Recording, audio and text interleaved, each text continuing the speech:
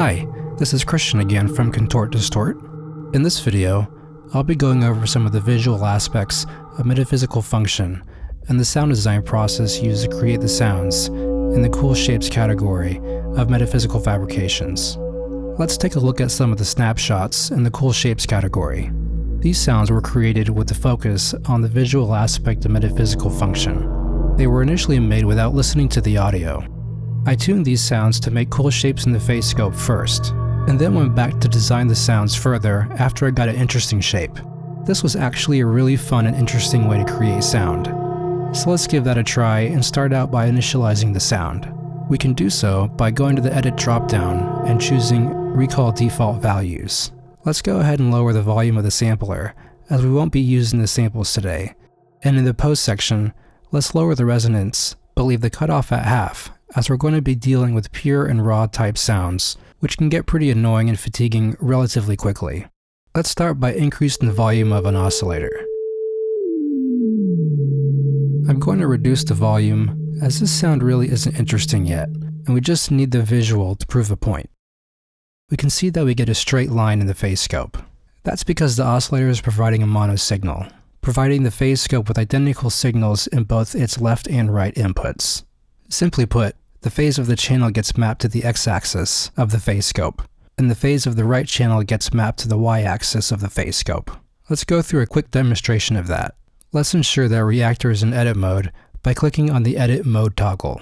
Let's right-click on the phase scope and choose Show in Structure in Other pane. Let's remove the X input to the phase scope. We can see that we're only getting values on the y-axis.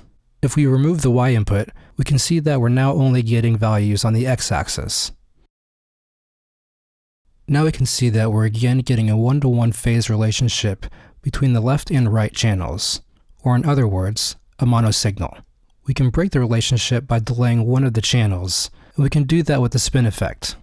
Let's increase the first delay time, and we can see that we start to add dimension to the shape.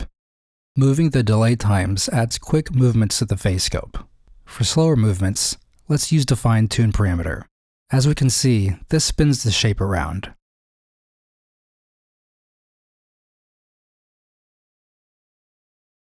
Let's add some distortion, and we can see and hear the hard edges being applied to the phase of the waveform, giving us added upper harmonics.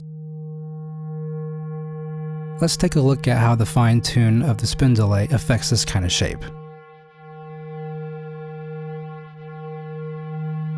I'm going to go ahead and add the resochord and reverb at this point, as these pure and raw type of sounds can get pretty annoying and fatiguing relatively quickly.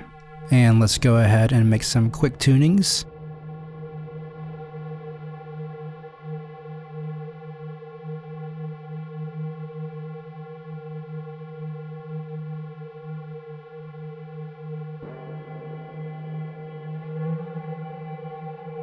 Adjusting the fine-tune of the resochord will give a similar effect to detuning oscillators to thicken or smear the sound.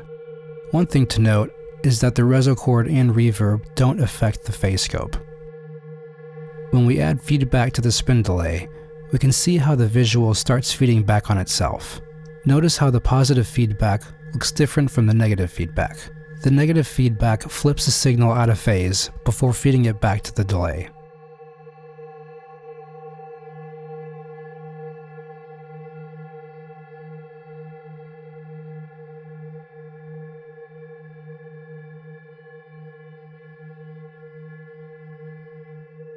Let's go ahead and filter the sound a bit, and we can see and hear the waveform becoming less complex. Since we're only using sine tones right now, we are effectively just reducing the volume of the sine tones, feeding into the distortion, as a sine wave is just a fundamental frequency with no upper harmonics. We're going to go ahead and leave the cutoff frequency all the way down though, as we're going to be adding some other rich waveforms that will be too much for the distortion. Let's further reduce the complexity by removing the feedback of the spin delay. We can further refine the shape with the fine-tune of the spin delay. Remember, we're making fine adjustments of the phase relationship between the left and right channel. Let's go ahead and add an oscillator from channel B.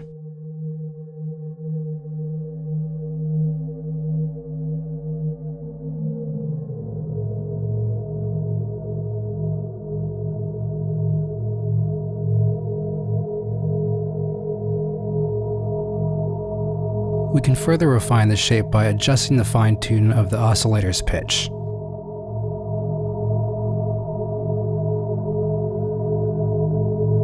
Here we're making fine-tune adjustments to the phase relationship between the sine tone in channel A and the sine tone in channel B.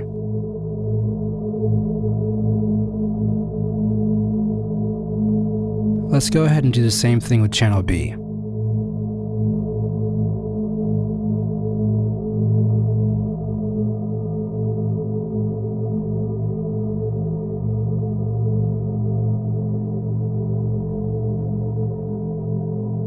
Let's add a square wave in channel B at a lower pitch and hear how that sounds like.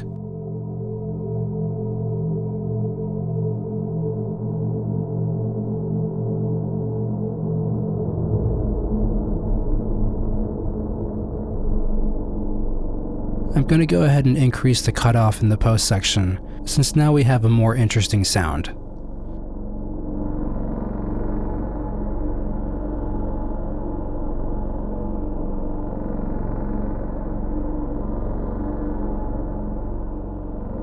Let's go ahead and add a modified triangle wave in channel A and see how that sounds like.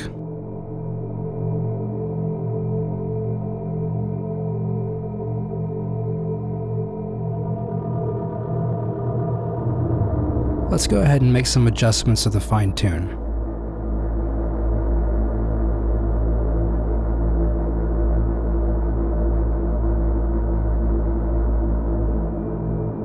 Let's apply the filtering at the source level so we can try adding resonance to just one of the channels.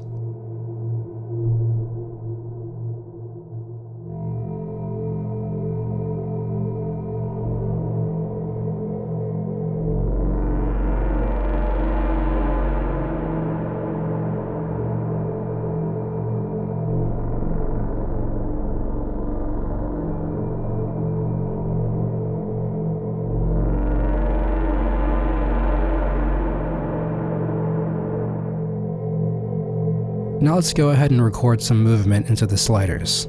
Before doing that, I'm going to change the speed of the automation to ×2, so that I have room to slow it down and speed it up if I want to. So let's click on the Enable Automation button for the delays fine-tune. Let's arm the record function, and when we first click on the slider, it will start recording.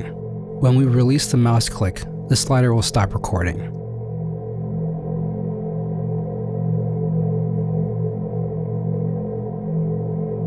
Let's click the Record Arm button again, and the recording will start playing back.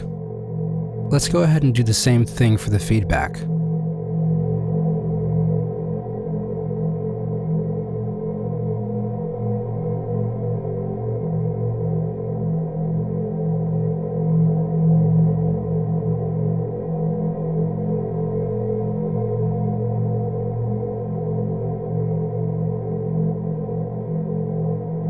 We'll do the same thing for the drive.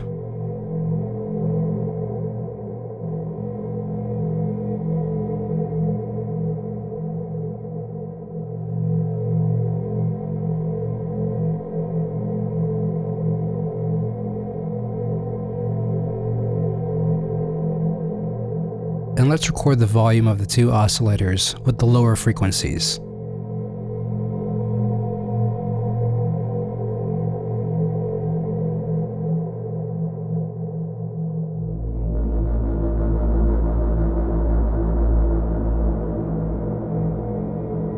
I'm going to go ahead and wait to let go of the slider. That way, I can leave room for the recording of the other oscillator.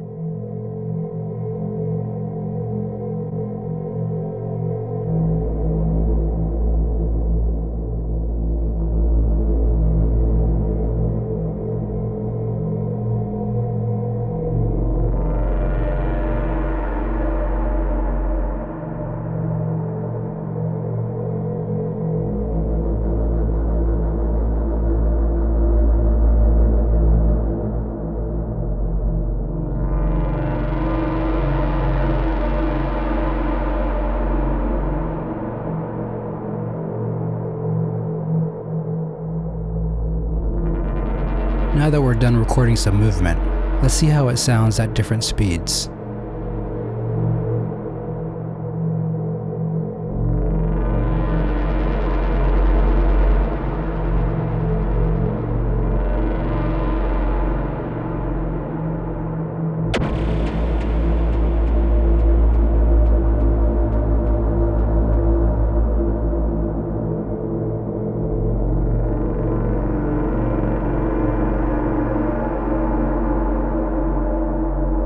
So those are some of the visual aspects of Metaphysical Function, and some of the sound design techniques used to create the sounds in the Cool Shapes category of Metaphysical Fabrications. Thanks for joining me. For more details, visit my website, contortdistort.com, and stay up to date on future releases by signing up to the mailing list. Thanks and take care.